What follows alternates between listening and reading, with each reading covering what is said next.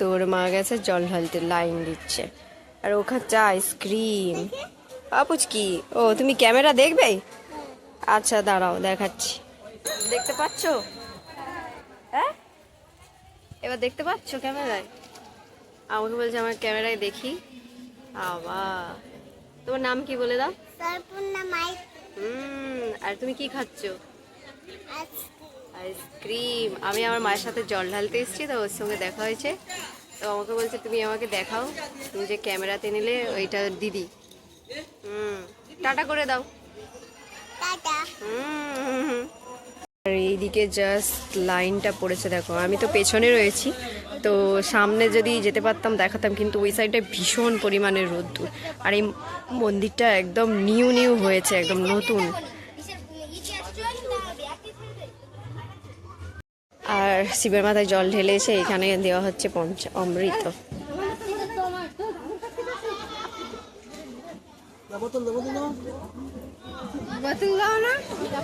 তো hey guys, welcome back to my channel. এখন তোমরা দেখছো প্রিটি ক্যাট মে লাইফস্টাইল ব্লগ। তো আমার এই নতুন ব্লগে তোমাদের সবাইকে বিগ ওয়েলকাম।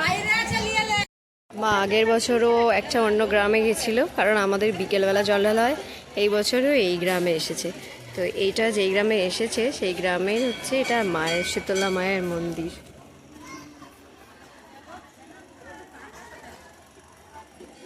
যেহেতু এই কাপড় দিয়ে ছাউন করা আছে, তো এই জন্য ভালো করে দেখাতে পাচ্ছি না। এটা হচ্ছে শীতলা মায়ের মন্দির।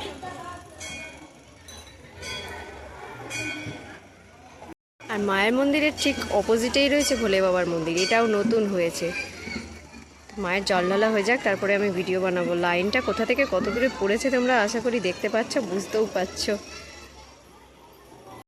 ব্যাপারটা হলো এটা, এই গ্রামে এই বছর দারুণ করে নীল ষষ্ঠী পালন হচ্ছে।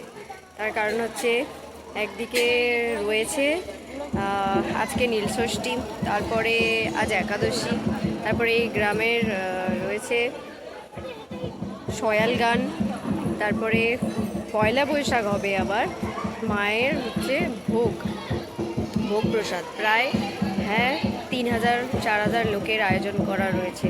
তো এই গ্রামে এবারে একসাথে অনেক কিছু হচ্ছে। তারপরে আরও একটা জিনিস, সেটা হলো চৈত্র মাসের গাজনও বসেছে এই গ্রামে। মানে একসাথে এত কিছু গাজন, আবার নীলষষ্ঠী, তারপরে আবার মায়ের গান, আবার পয়লা বৈশাখ রয়েছে মায়ের ভোগ প্রসাদের আয়োজন।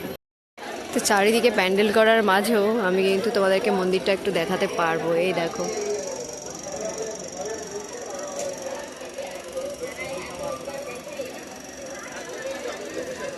এই মন্দিরটা নতুন ভেঙে এই রিসেন্ট এইভাবে নতুন করে করা হয়েছে। আর তারই উদ্দেশ্যে বুধবার ভোগ প্রসাদের আয়োজন করা আছে। যেহেতু এই আটচালাটা রয়েছে, এটার জন্য ভালো করে দেখাতে পাচ্ছি না। তারপরে যেহেতু ব্রতীরা জল ঢালতে আসছে, তার এরকমভাবে ছাউন করে রেখেছে। আবার সয়াল গান হচ্ছে, তার জন্য ছাউন করে রাখা হয়েছে। তো মা তুমি কত দূর এলে গো? এই সুন্দর দৃশ্যটা আমি তোমাদের সাথে না শেয়ার করে থাকতেই পারলাম না। ওই যে ল্যাভেন্ডার কালারের শাড়ি পরা একরত্তি মেয়েটা এদিকে ছুটে আসছে না, এই এত মহিলার মাঝে আমি কিন্তু ওকে একাকেই দেখলাম। এত ছোট বয়সে ও শিবের মাথায় জল ঢালতে এসেছে। আমার মা এই দেখো মিডল পজিশনে এসছে। কতটা লাইন ঘুরে ঘুরে এই সবে মাত্র এখানে এসেছে।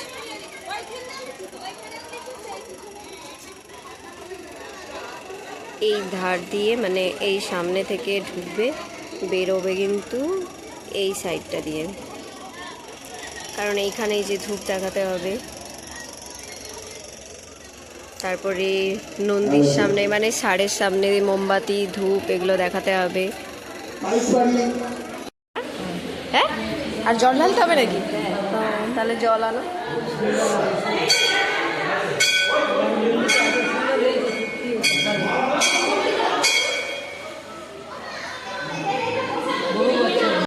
বাবার আশীর্বাদ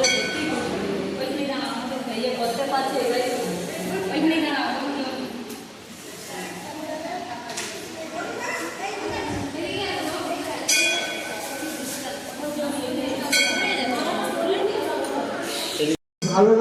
এসে গেছে ম্যাডাম জল নিয়ে, প্রথমে দুধ ঢেলেছে তারপরে এবার জল নিয়ে যাচ্ছে। এইভাবে আমাদের সঙ্গে সহযোগিতা করুন। আর আমাদের গ্রামে যেটা হয় সেটা বেত নিয়ে, ওই ঘটির ওপরে বেত নিয়ে 3 পাক মন্দিরে ঘুরতে হতো। এই আশা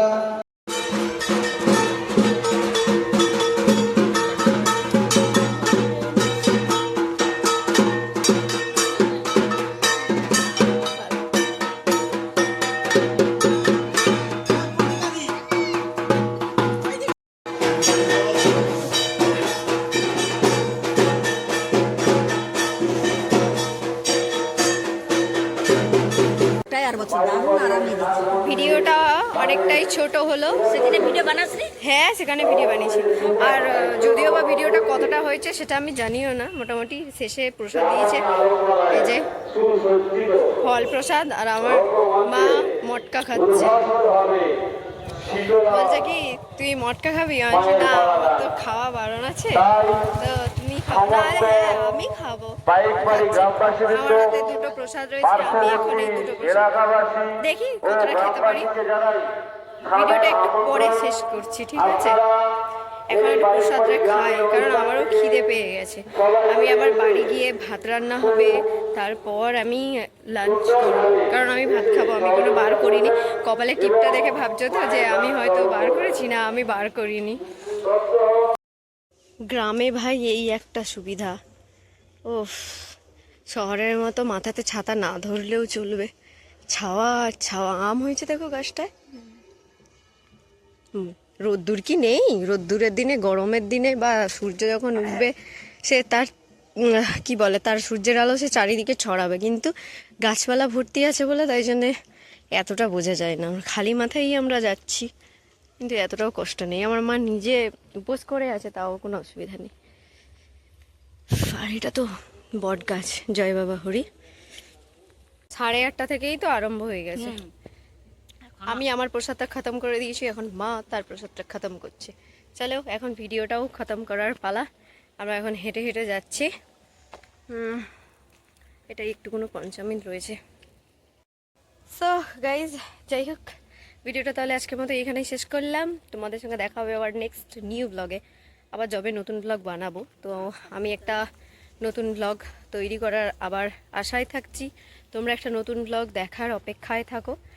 সো আমি জানি তোমরা অপেক্ষায় থাকবে, কারণ আমি চ্যানেলটা খুব নতুনই ওপেন করেছি আর ভিডিও করছি, পোস্ট করছি। তো তোমাদের ভালোবাসা কিন্তু আমি পাচ্ছি। সো তোমাদের ভালোবাসা পেয়ে আমি আপ্লুত, তার কারণেই বলছি। জানি আরও ভালোবাসা পাবো আগামী দিনে। তো ভিডিওটা কেমন হয়েছে অবশ্যই কিন্তু জানিও। যারা এখনও চ্যানেলটা সাবস্ক্রাইব করোনি তারা চ্যানেলটা প্লিজ সাবস্ক্রাইব করে দিও, বেল আইকনটা প্রেস করে দিও, যাতে আমার ভিডিও পোস্ট হওয়ার সাথে সাথেই নোটিফিকেশান তোমাদের কাছে সবার আগে পৌঁছে যায়। টাটা বাই বাই বললাম না, বলার আগে আমি আর একটা কথা বলতে চাই, যেটা আমার মনে হলো। সেটা হলো যে